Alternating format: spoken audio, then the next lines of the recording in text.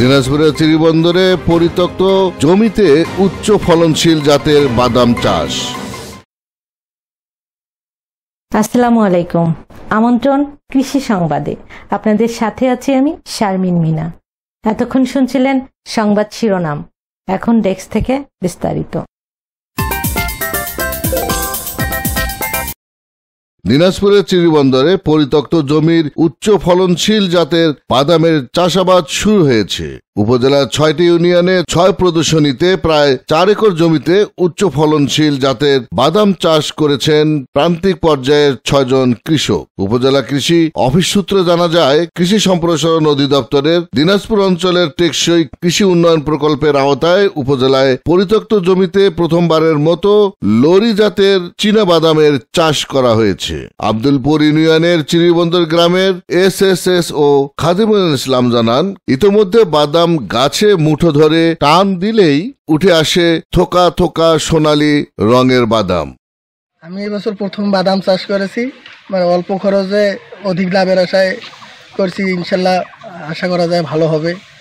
1 বিঘার মতো আবাদ করছি, সামনের বার আরো বেশি করে করব। চিরিবন্দর গ্রামের কৃষক ওমর ফারুক বলেন, চিরিবন্দর উপজেলার কৃষি অফিসের সহযোগিতায় আমরা পরিত্যক্ত প্রায় 1 একর জমিতে উচ্চ ফলনশীল লরি জাতের চীনা বাদাম চাষ করছি। এখানে আমি কাজ করি, আমি দৈনিক দিন 500 কোটি টাকা পাই। আমার চিরিবন্দর উপজেলা কৃষি অফিসার কৃষিবিদ জোহরা সুলতানা শারমিন বলেন, চীনাবাদাম একটি স্বল্পমেয়াদী অর্থকারী ফসল। এটি একটি উৎকৃষ্ট ভোজ্য তৈলবীজ।